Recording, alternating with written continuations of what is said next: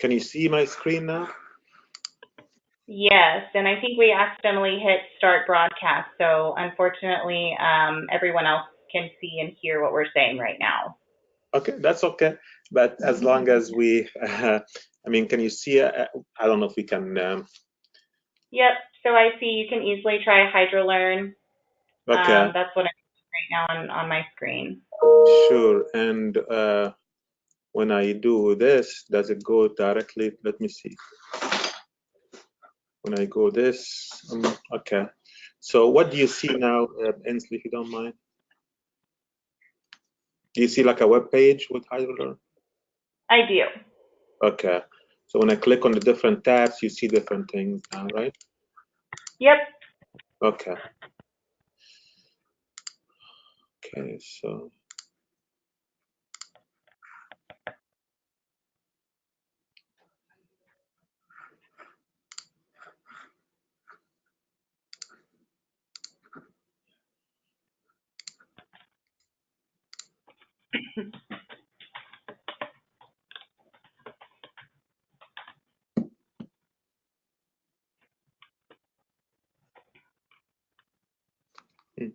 Looks like Melissa is still having issues with the link. Is she not? She should have received the email that I just sent. Let me see if I can call her. Okay. And I'll mute myself here. Okay. Perfect.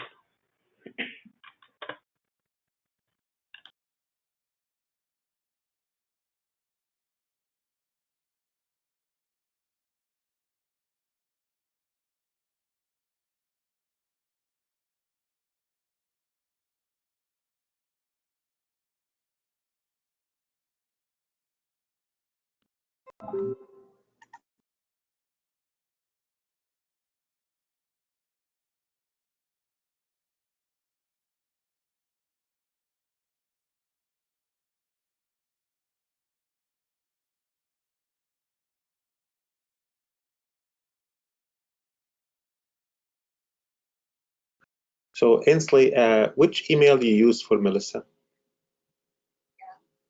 Let me check 1 second.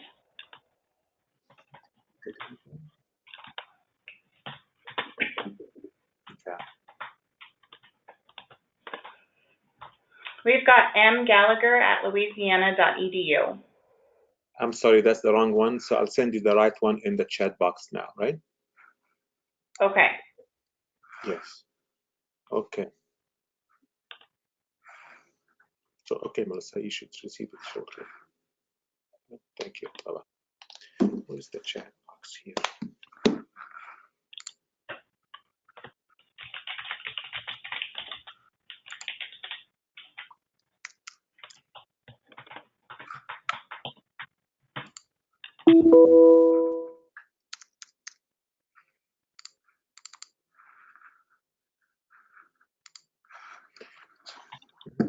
Where's that?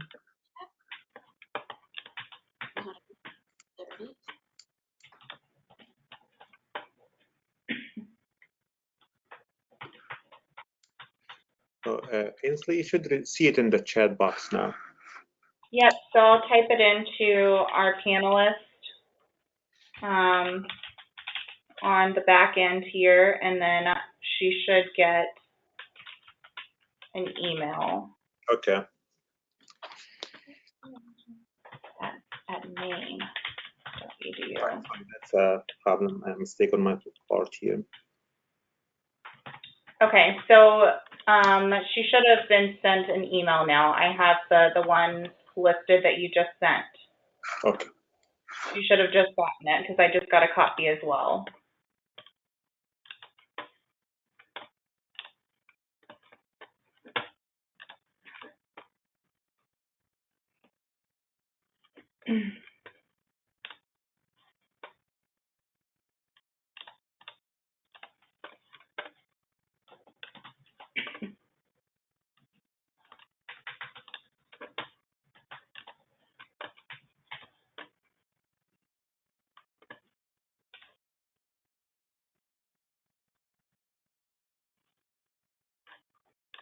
Thanks, Emad. Okay, I see that she's on right now. Hi, Melissa. Hey, Ainsley, how are you? Hi, good. How are you? Sorry about the confusion. Sure, not a problem. I'm sorry that I didn't figure it out sooner. No, okay. Okay, so who will be presenting first? Is that Emad? Yes. Yes. Okay, so I'm going to make you the presenter, Emad.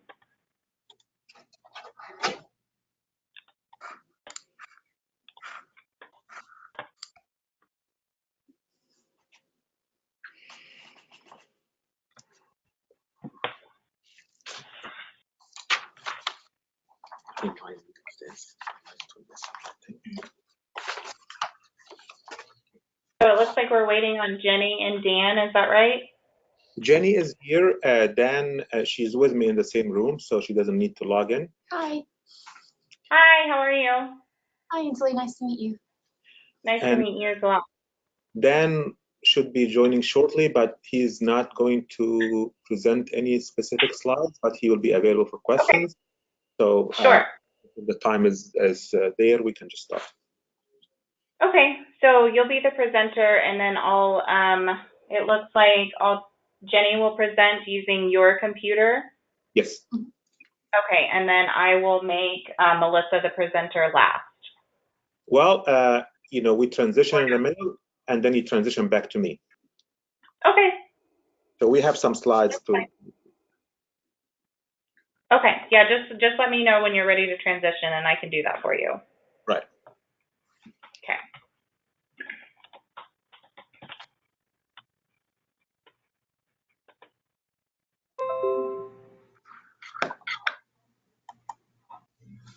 Okay, so we'll get started in just a few minutes. Emad, can you hear me? Yes, I can. Okay. Is my volume okay? Yes, it is.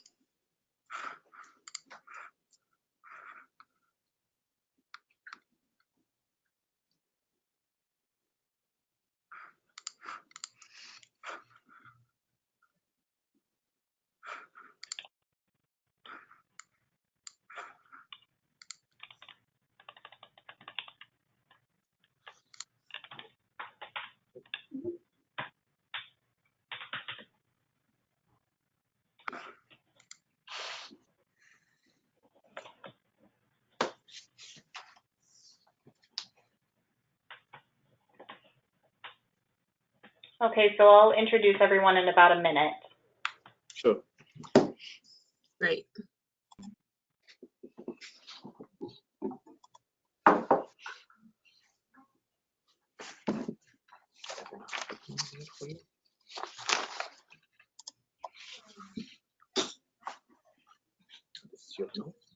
Yeah, it's the same thing.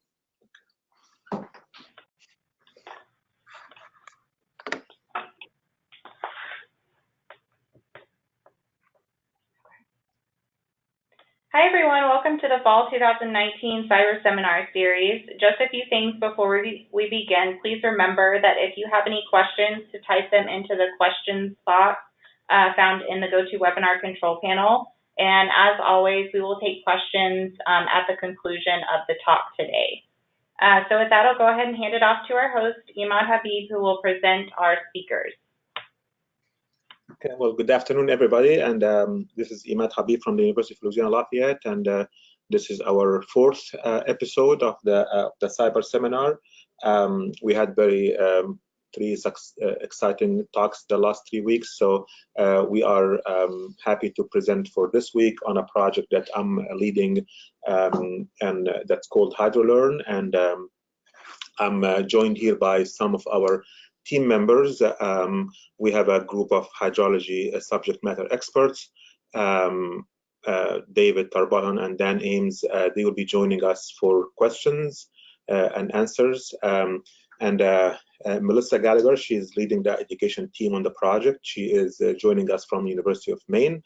She's going to be presenting with us today. And I also have our student, Jenny Byrd, who is a student here at UL Lafayette, at the University of Louisiana Lafayette. and she will also be co-presenting with us. And I also acknowledge some of the developers that we have on the team who are helping us with some of the technology aspects of the project. So our project, or our seminar today, is about a project that we've been working on, or an effort that we've been working on for a number of years, and I've been fortunate to be funded by the National Science Foundation, so I acknowledge the support from their programs. And our project, our research really is on discovering the resistance, or discovering the obstacles that faculty and students face when they try to develop and share active learning resources in hydrology and water resources. And our project focuses on undergraduate educational settings. Before I move forward with the presentation, you can see that the title has some keywords that I would like to bring to your attention that we'll be touching on during the presentation. Collaboration and sharing is one critical component we have there, and we will explain later on what we specifically mean by that. And also active learning is another keyword in our research here that Melissa will touch on.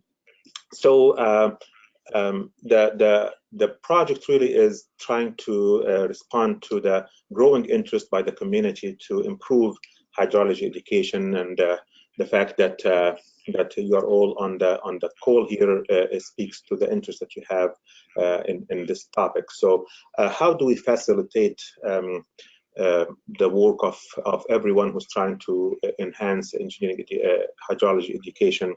And we, for that purpose, we are trying to develop a platform that basically look at these different aspects of the development and sharing and collaboration of active learning resources. So we envision the platform that we call HydroLearn to basically people can go there and they can discover what's existing in terms of resources, how they can customize it and modify it for their own use, and maybe share it with the rest of the community. A critical component that we emphasize in our project is how to do the evaluation. How do we support faculty who are interested in using these things, whether they develop themselves or somebody else develop? How do we support them to evaluate whether these modules are developed in the right way, and how effective they are in terms of student learning, impact on student learning. Quite often we tend to be entrapped in the development cycle of things, but without really looking at how successful they are, how successful these resources are in the classroom. Why and why not, they work, or from a faculty, from an instructor, and from a student perspective. So this is really the research is about that. It's not necessarily about the platform, and it's also not necessarily about the content that's there. It's really about studying that cycle of research and discovering what are the obstacles, what are the issues that are in the way of faculty who are trying to improve their teaching using active learning resources. Our project is very instructor-centered. We are looking at factors that facilitate instructors' development and sharing, but we're also having a great emphasis on student learning. Basically, we are trying to improve student learning. That's the end of the day. That's the task. That's the objective, and we're trying to promote developing these resources that cover fundamental and emerging topics in the field of hydrology and water resources. These are some examples on topics that we are trying to target. Some of them are pretty standard topics that we all teach, and some of them respond to emerging topics in the field that are of societal and environmental impacts. So those of you who are in the audience that are engineering, for disciplines, they can appreciate how many of these topics can actually support the new ABET or accreditation criteria on solving the complex problems. Without spending too much time on slides here, I would like to show you some of what we have in the platform to give you a flavor of what you can see there. So this is the home page of the project. It's called hydrolearn.org. You can certainly visit that page. The page will have just general information about the project. You can browse there. And the main thing that I want to show you today is the catalog of courses or catalog of modules. They are generically called courses, but they are more like modules than full courses, actually. So this is the platform that the catalog of courses. I'm logged in here as my name, but you really don't have to be logged in to be able to see the different courses. So I'm actually going to log out so you can see it from just somebody who is who's not doesn't have an account. You don't even need to have an account to be able to see these things. But anyway, so we have a group of a collection of courses here. Some of these courses are quite extensive in terms of content. For example, this module on climate teleconnections introduces students to the issues of climate teleconnections and the relationship to hydrology and what climate variability and teleconnections imply. The modules, like I said, some of them are pretty extensive, and they are also on topics that can be of interest to a variety of instructors. Another course here that we have a popular one that looks at water stress, analysis of water stress across the United States. So this is a course that looks at water availability and water use, and it has data that covers the entire United States. So it has elements that facilitate adoption and customization by others if somebody wants to take that course and maybe customize it for a region of interest. Like I said, some of the courses can be extensive. They can occupy about half or 2/3 of the semester. Like this is an example one that talks about flash flood protection with an application in Utah, but it's really a very generic course that covers a lot of the topics that we typically cover in hydrology engineering class. And some of them are very focused on certain topics or certain modules. Like, for example, here this is a culvert design using HECRAS. So if somebody is teaching a hydraulics class, this is a small module that can fit into their curriculum.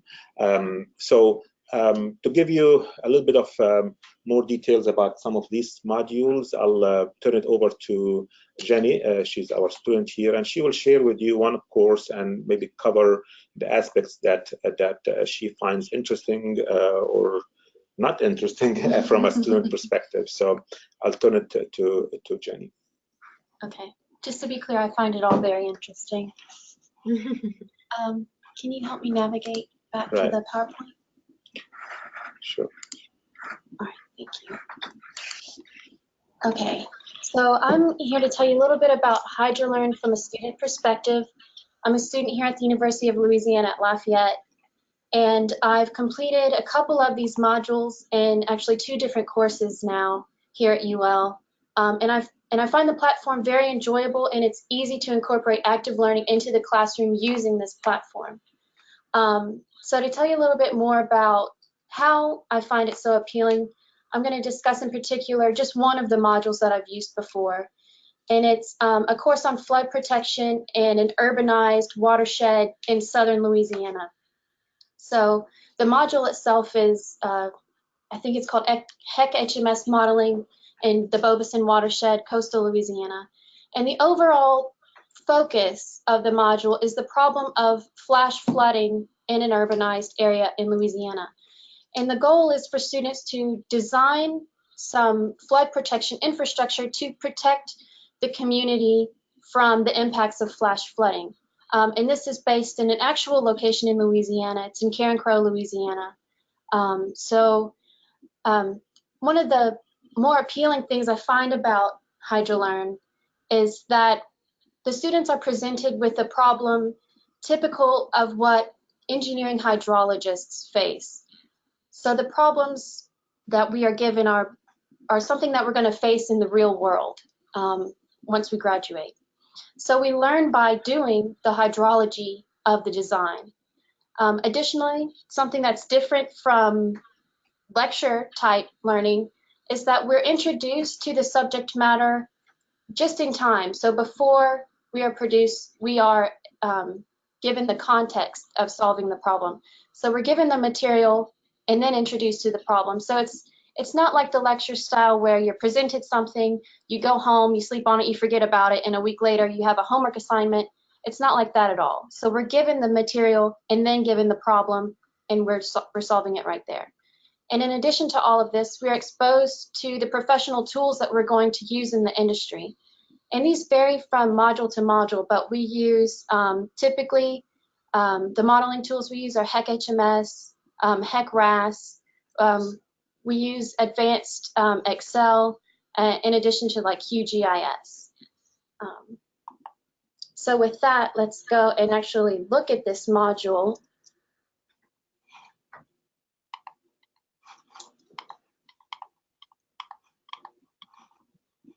Here it is.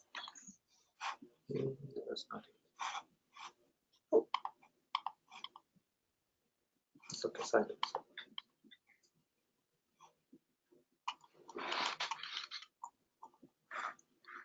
Yes. Okay. So something that I like about these modules is the way that they're structured. They're modular in their own nature, which makes them very highly organized. Let's see, and I want to start with the overall summary of this module. And this has the overview of the course purpose. And this is a very rich and comprehensive module, as we can see from the overall learning objectives. So these learning objectives are presented in the beginning of the module, as well as at the beginning of every section. So it's clear to me as a student what the takeaway message should be from each activity that we complete. And now I want to show you in particular a specific section within this module that's really representative of the capabilities of this platform. So each section begins with the background, so the students are presented with the material that they're going to need to solve the problem. So in this example, we're looking at runoff and infiltration, specifically the soil properties. So you can see that there's lots of different types of content in here. We have equations, we have pictures, everything that a student will need. And in the next section, after a student reads this, they're given something that's called a Check Your Understanding quiz. And this sort of helps me determine if I'm on the right track. Did I receive the message that I'm going to need to continue with this problem? So once we do this Check Your Understanding, we receive immediate feedback of how well we're doing. Let's see, I'll go ahead and give you an example here.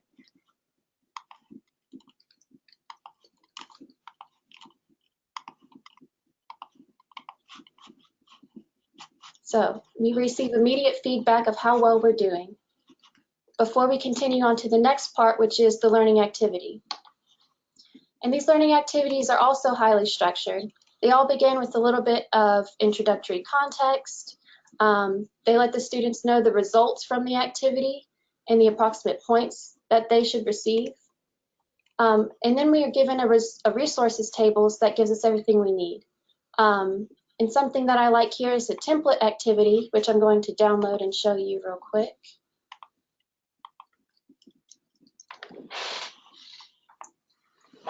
And in these template activities, as we go through the instructions, we're told when to put, what sort of figure here or how to fill in this table, and we're provided an opportunity to answer the summary questions from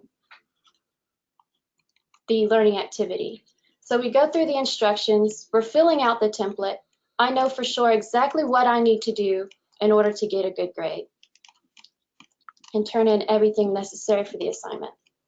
And at the bottom, we're provided with the summary questions. And I like these because it encourages me to think a little bit more about the problem, more in depth about the problem.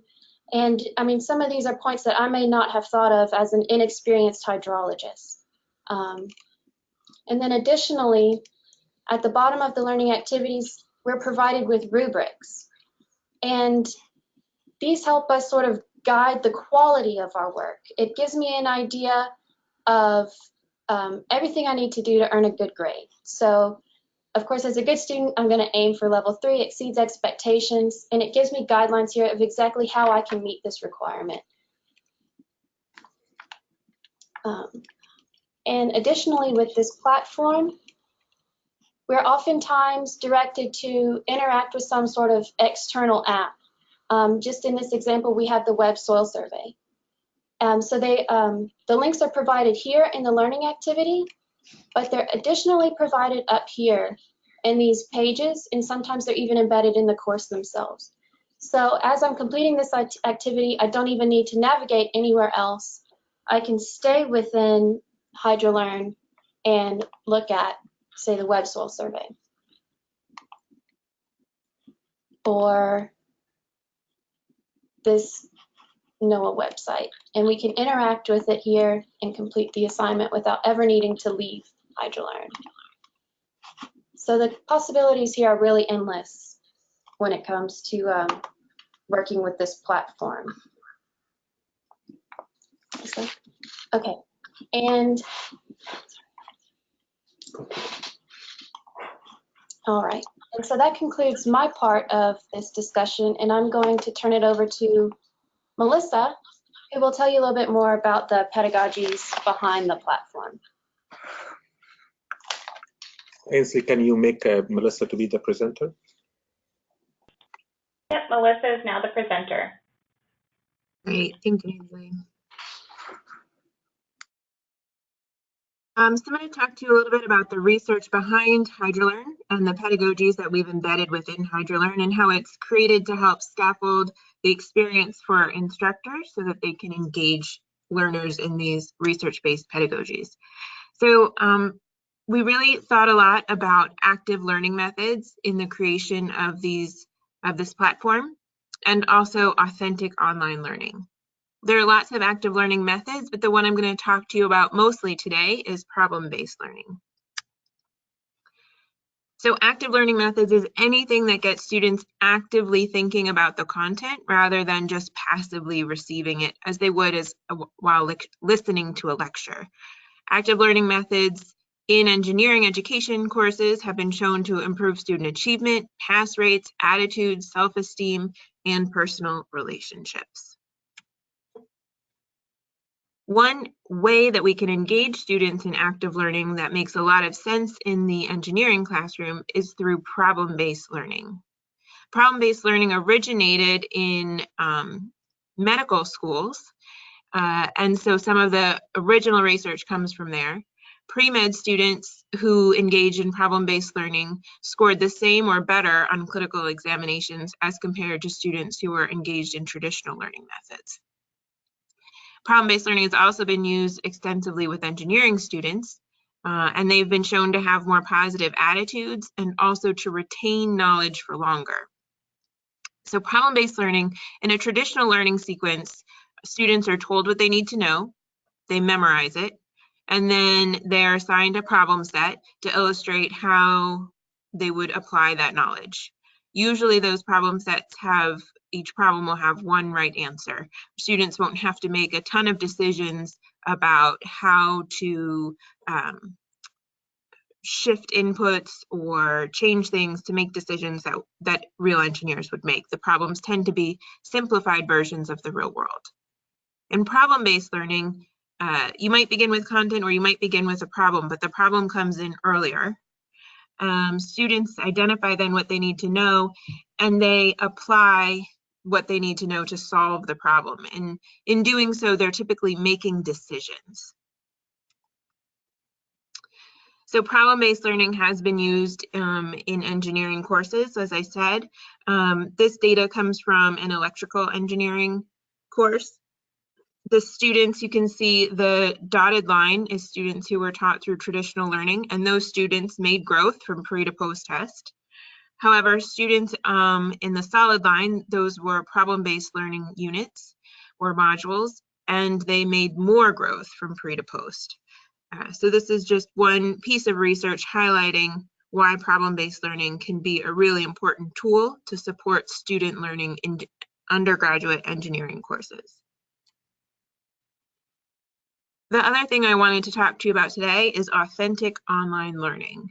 So authentic online learning brings together authentic learning, which is using real-world problems and using tools of the trade, and online learning. Online learning has the affordances of being self-directed, to where students can read or reread content, watch and rewatch videos as needed, whereas in a real live classroom, you can't rewatch a lecture.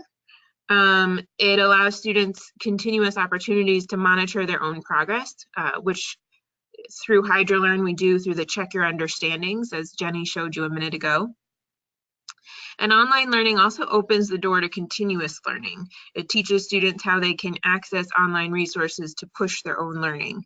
So while this continuous learning is a bit of an indirect effect, but it opens the door to students to all kinds of online modules that they could find and take for free.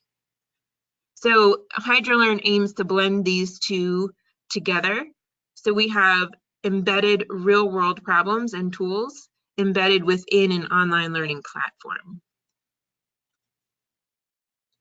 Additionally, when planning units, we want to make sure that we have constructive alignment.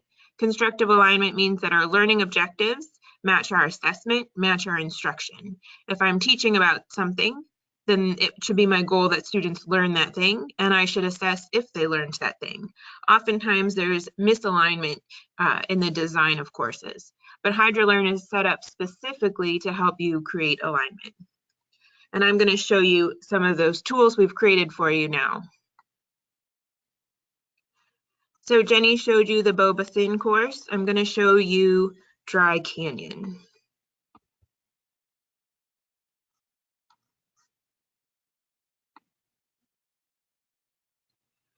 So in every module, there are overall learning objectives, which Jenny pointed out in Beau Bassin, but there are also at each section level, we include the objectives that stem from the overall objectives that apply to that section. So for instance, the learning objectives, overall learning objectives for the Dry Canyon module are that at the end of the case study, you should be able to describe and implement the steps involved in delineating a watershed, acquiring and analyzing precipitation and soils data, etc. So one thing that we've done for you here, if you view the unit in Studio, once you get Studio access, then you can edit the units or courses. And when you edit, you can add components.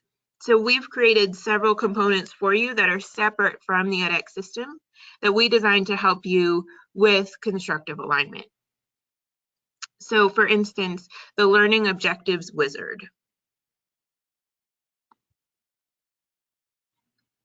So right now, I haven't created any learning objectives, but when I create a new objective, it will walk me through the steps. So it gives me some examples here. I can describe the condition under which the student will perform the described behavior. I'm actually going to exclude a condition. Then you can pick what level of Bloom's taxonomy, because we want learning objectives to align to Bloom's taxonomy, and we also want to make sure that throughout our module we have different levels of Bloom's taxonomy, so we're not always asking students to remember and understand, but also pushing them beyond that. So if I choose a level of Bloom's taxonomy, then it will give me a list of verbs that typically fit that level of the taxonomy. Sometimes it will be a little different. And you see it starts to build my learning objective up here. So the student will be able to deconstruct.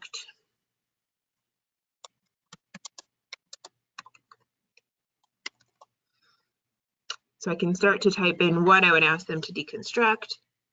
And then I can include degree of performance. If I need examples, here are some examples here, or I can exclude that if need be. Lastly, you can choose an ABET outcome to link this to. We think this will be really important for program accreditation. So I could choose this, and then I can show my department head that I am aligning to ABET. And then it builds the learning objective for me here, and it tells me the Bloom's level,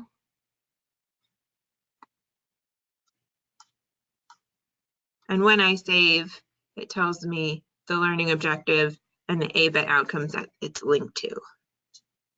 If you feel fairly competent already at writing learning objectives, you don't have to go through all of those steps. You could use the learning objectives template,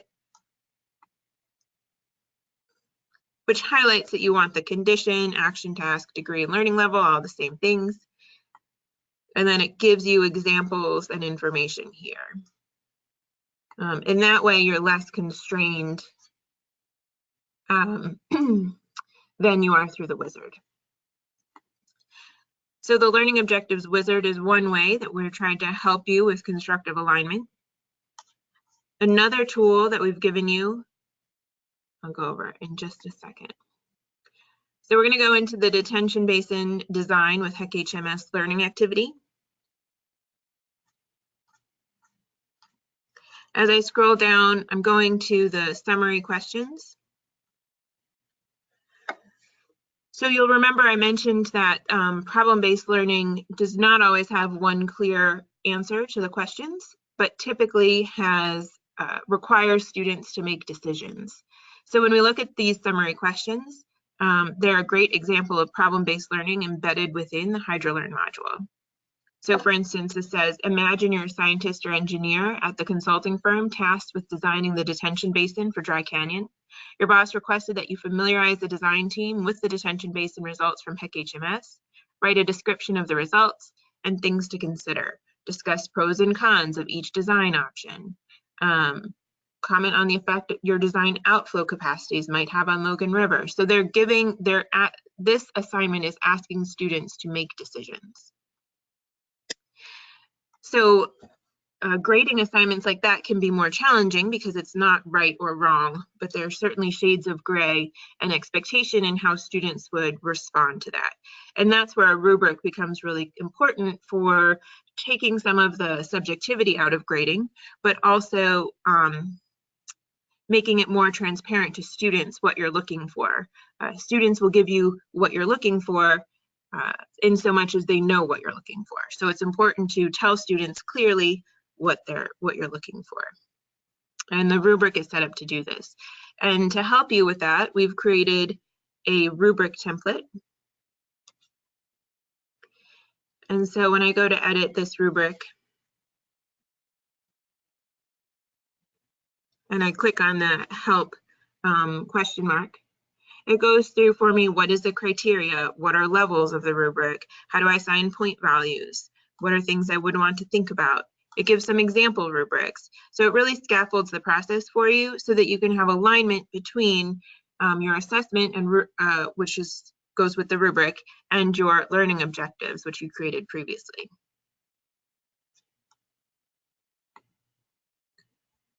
So that's how we work to create constructive alignment for you. Ainsley, I'd like to hand it now back to Emad. Sure.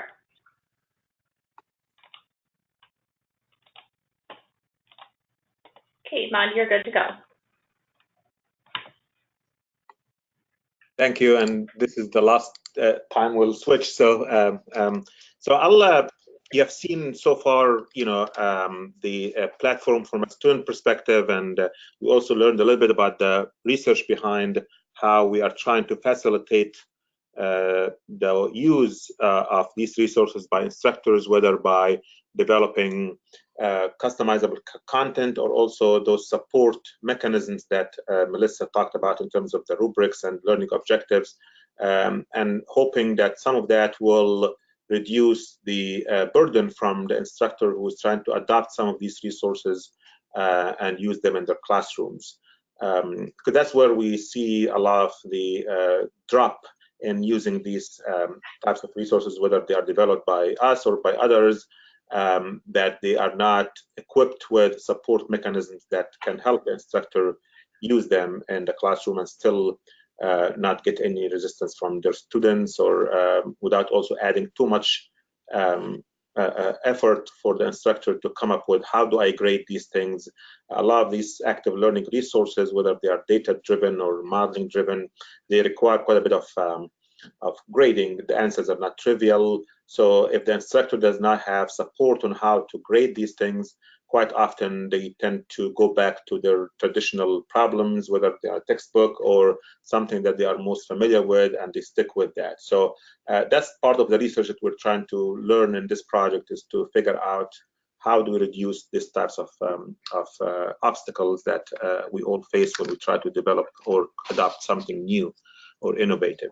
So I'll spend the next 10 minutes or so talking about how the platform works from an instructor perspective, and what I'm gonna be trying to emphasize here is that as the platform works with the instructors, it tries to guide them through a well-structured content or outline for the course. And again, we think this is something important to emphasize, so that you don't end up with just a bunch of material that's organized in a haphazard way. So we are trying to follow here a standard structure that a lot of the online and digital resources follow, where a course or a module is composed of sections, subsections, units, and inside the units there are these components that basically comprise the content of the course. And this is something that a lot of, like I said, a lot of the other online systems adopt, whether it's CERC or anything that you're probably more familiar with. So we try to guide the instructors as they develop content in HydroLearn on the platform to follow this structure. A specific subsection will have learning objectives at the beginning, so you need to have learning objectives. You can use the wizard or the template to develop those. The background is more of a reading or interacting with some videos or data or whatever applies in that case. And there's a quiz to make sure that the student got the idea and they learned what they were supposed to learn. And then it's followed later on with learning activities. You can think of these as problems or mini projects that the student has to do at the end of each section. And the components that can help the developer of the course to build these different units can be a variety of components. Again, this is something pretty standard in most of the digital online learning systems, whether you can add rich text with images and equations, and we talked about the learning objectives and rubrics to support the instructor. You can embed apps like Jenny showed, whether it's a water resources, a NOAA app or a USGS data site that allows them to extract some data. So you can embed it right there so that the student doesn't have to navigate away from the environment that they are learning through. And of course, you can add a lot of problem types, whether they are multiple choices or whether they are open-ended problems where students have to solve or analyze data. So you can think of these as the building blocks of the course. Another component or another aspect feature of the course, of the platform, that I would like to highlight today is how we are trying to encourage or facilitate this sharing and collaboration and customization of resources.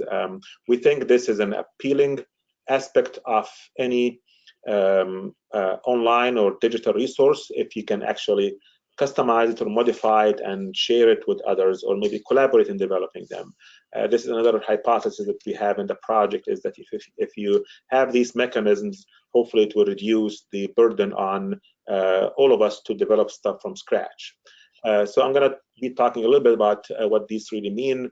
Again, sharing and collaboration, I know that's something that CUAHSI and the community has made a lot of progress with in terms of data and modeling, the HydroShare projects and other platforms that CUAHSI promotes. But from a learning perspective or from a student learning perspective, this might mean something different. So by collaboration here, basically, if you're developing a content, how can you have a collaborator that works with you, whether they are in the same institution or in a completely different institution?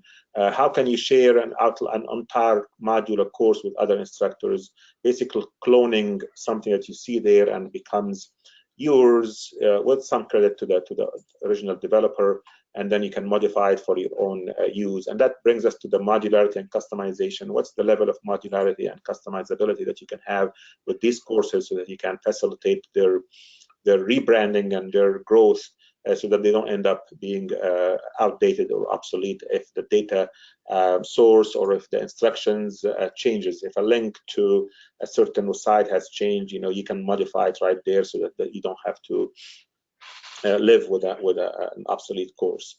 And also, I'll talk a little bit about some effort that we're trying to do is to link these modules with our own learning management system. If all of us use different learning management systems, so maybe there's a way to link the modules that you develop on HydroLearn to your own learning management system and enhance the compatibility with the environments that we all use. So I'll demo some of these things so you can get a quick idea on how they work. But I'll shift now to the platform again.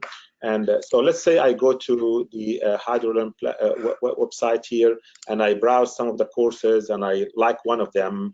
Let's say I like this Dry Canyon module that talks about flash flood protection and teaching a hydrology class, and I think I can use that in my class. But I look at it, and I can view the course here. Again, I'm not logged in. This is totally open. These are the different sections. It starts with an introduction, goes over watershed delineation properties, precipitation, runoff and infiltration, inflow and outflow routing, and then detention basin design with HMS. So I like this, but maybe I want to modify something. Maybe I don't want the whole thing. I want just some pieces of it.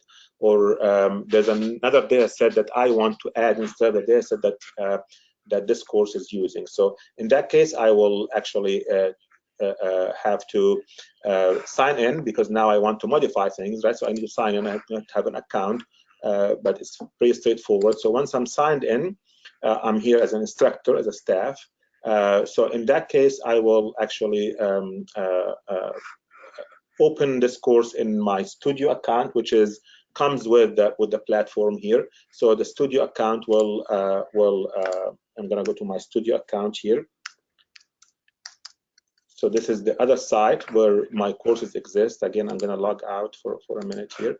But if I go back, sorry, it logged me out completely. So I'll have to sign in again. Okay, so this is my Dry Canyon here, and I'm going to go back to it. And like I said, I'll have to basically create a new course in my studio here.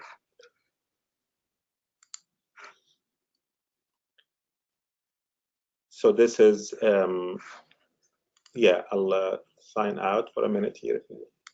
Be patient with me, right? So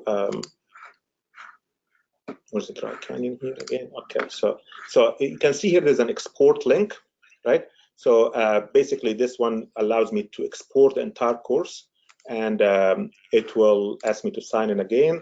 I can export the course. It basically exports the entire course and packages it into one file that will sit on my desk here at desktop. It will take a few seconds, and now it's done. I can download the exported course, and I have downloaded a full copy of the course, and now I'm ready to actually bring it to my own studio account. So I'm going to go to my home page here on the studio, and I'm ready to create a new course. Basically, I entered the course name, some information about the course, very simple, and I create a new course. I'm not going to do that now because I don't want to create an empty course. But let's say I have done that before the seminar, and I have created an empty course here.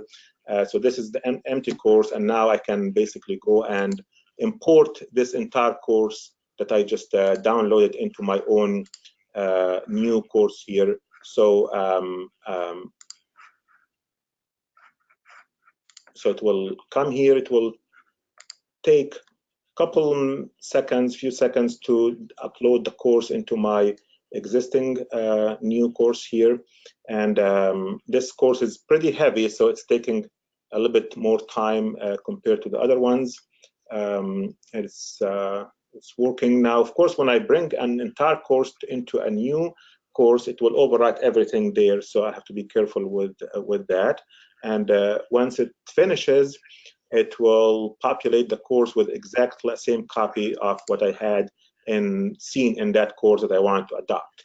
So this is the entire course now that sits onto my own new course, and I can start interacting with it the way I want. I can delete things, I can copy things, I can move things around, so I have full control over it. I can, even overwrote the name of the course, so I'm just going to rename it to the name that I'm interested in. Again, these are very straightforward things, that I can do. So I'm going to rename it back to what I really wanted here, the CUAHSI seminar course or something, and save changes. So this is really my entire course here sitting on my space on HydroLearn. I can also add a collaborator to my course. So course team, I can, right now I'm the only person there, so I add a new team member. I'm gonna add, for example, Melissa, or Jenny, or whoever is really registered on HydroLearn. I can add them as a collaborator here, and this way they will just have the same access to the course. They can be in a different institution, a different place, it doesn't really matter, and we both co-own the course. We can modify it if we are co-teaching it, or if we're going to alternate, or what have you. So it really depends on the purpose of collaborators. Now, suppose I'm developing this course, and there's one more component from another course that I wanted to bring here. So it's another course on HydroLearn where I like a certain thing, that is there. For example, there's a course on climate teleconnections, and there's a specific section there that I wanted to bring to my course. So let's say a section that talks about just climate variability and teleconnections in general. So I'm going to open that in Studio, and I'm going to basically try to get that section from it, the one that I'm interested in. So let's say I'm interested in this first section on climate variability and teleconnections. I'm going to export it to that very same course that I just developed, the CUAHSI seminar. So I'm exporting one specific section, and I'm going to copy it there. Let me go back to my the course that I'm creating. If I refresh it now, I should be able to see the new section that I just exported there, which is right there at the end. And so this way you can basically clone an entire course if you want, modify it, and also you can copy and share specific sections of a certain module that you like. And once you have it here, it's really pretty much yours, and you can modify things as you desire. For example, you can delete certain sections that I don't need them, or certain subsections. I can also modify now, some of the questions that I have there. So this is a quiz. I can modify this quiz. It's a HTML, but it's not too bad actually. Once you have it there, it's self-explanatory. I can also for example, Jenny showed you how we embed these apps into the same platform. So, for example, here there's a exercise here on how to develop design storms, and we ask them to go to the NOAA Atlas to pull out the data based on the area of interest. I can modify that if I want. This is very simple. It's a one-liner that has the link to that app. And you can, if you have a different app or something, you can add it here. So it's very, very simple to modify, but we find it quite helpful to include a lot of these resources in the same place, again, just-in-time learning, like Jenny was saying. And we also still tell them, hey, this is where you can actually find the resources. This is how the student will see the site here. So we can still give them the specific links to the platform, sorry, to the tool. This way they know where to find it if they were using that as part of their job later on, or another activity. So you can again, that's where you for example, the summary and learning objectives, like Melissa was saying, I can go and modify these. Once you have the course, you can pretty much exercise any changes you want. You can also add new components here at the bottom. I can add a video, a problem, a learning objective. Again, it's all here in one place. So one last thing I I talked about is how we all use our different learning management systems. And quite often, if you have a particular resource that you want to use, but it sits somewhere else, instructors sometimes resist the fact that, oh, now I have to direct my students to a different site, and that creates some issues in terms of grading and so forth. So we worked out a development in there that allows us to expose some of the contents from HydroLearn inside your own learning management system. So this is a course that I offer on Moodle. That's the learning management system that we have on campus here. So I was able to go and, through HydroLearn, expose some of the components here. So for example, students who work through Moodle, they can come and click here on this section that I built into Moodle, and they can work on that part of HydroLearn that the instructor exposed on the learning management system. There's a way to do it, of course, but I'm not going to go into that. But there's this capability also in case you want to have that feature enabled. So I'll try to wrap up the demo here by saying that you really can easily try this platform. Again, we are not really selling the platform here as a replacement of or on its own. It's something to facilitate the research about collaboration and sharing.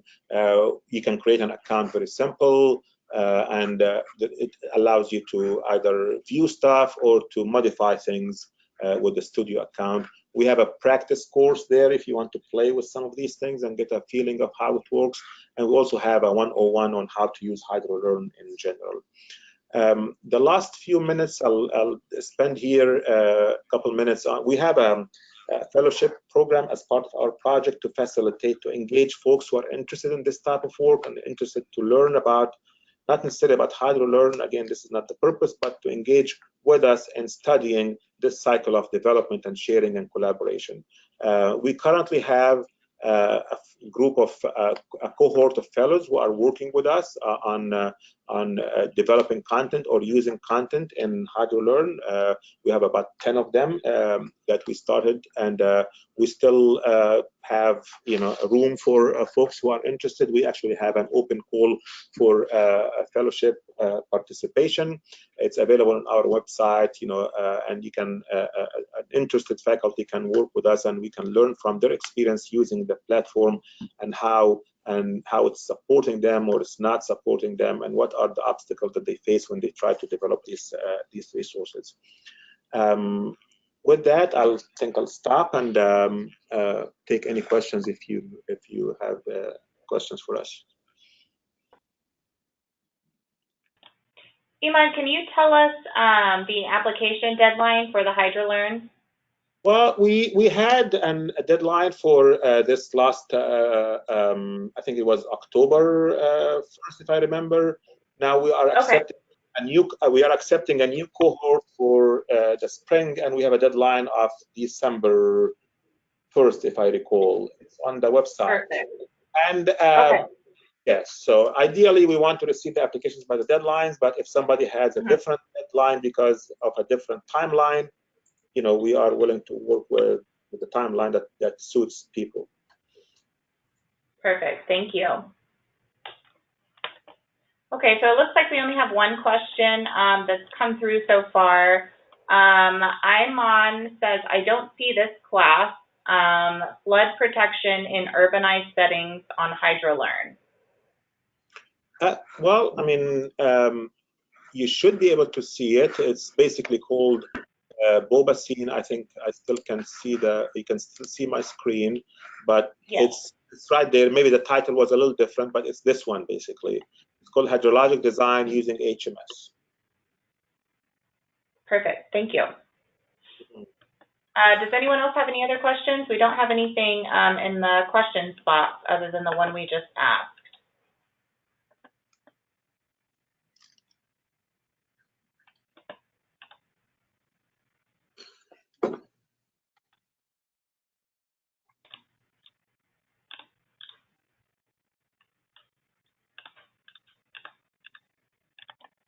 Okay, so with that, I'll go ahead and move on with some quasi-related items. The first thing we have is ICRW 7 abstracts are due by November 1st. And for this, you can find more information and how to submit an abstract by visiting icrwwatersheds.org. The next thing we have is CUAHSI is actually co-sponsoring a business meeting and reception at HEU with the H3S hydrology section on December 10th from 6:30 to 8 p.m. Registration is $15, and you can register for this mixer by registering for AGU and then clicking on the mixer located on the AGU section events page. And just a reminder, AGU early bird registration ends on November 7th. The next thing we have is the deadline to submit 2020 CUAHSI virtual university applications. These are due by November 1st, so that's coming up pretty quickly for fall 2020 participation. And you all can find more information about the virtual university on our website. Thirdly, November 7th, we're hosting a Cyberseminar featuring Seth Siegel. The seminar will explore how America's drinking water became contaminated and how it impacts public health and what solutions that exist can make U.S. drinking water safer. So like the Cyberseminar, registration for the one on November 7th is free, and you can find out more on the website by navigating to the Cyberseminars tab and then clicking down on the Troubled Water link. And lastly, we want to let you all know that there's a free workshop taking place before the AWRA conference. The workshop is on November 3rd from 1 to 5 p.m., and more information can be found about this workshop on CUAHSI social media and the website. So with that, we want to thank everyone for joining us today, and we hope that you will join us for next week's talk, where we will be joined by Steve Lohide from the University of Wisconsin-Madison, and he will be talking about the CUAHSI Virtual University. So thank you, everyone, and we hope to see you all next week.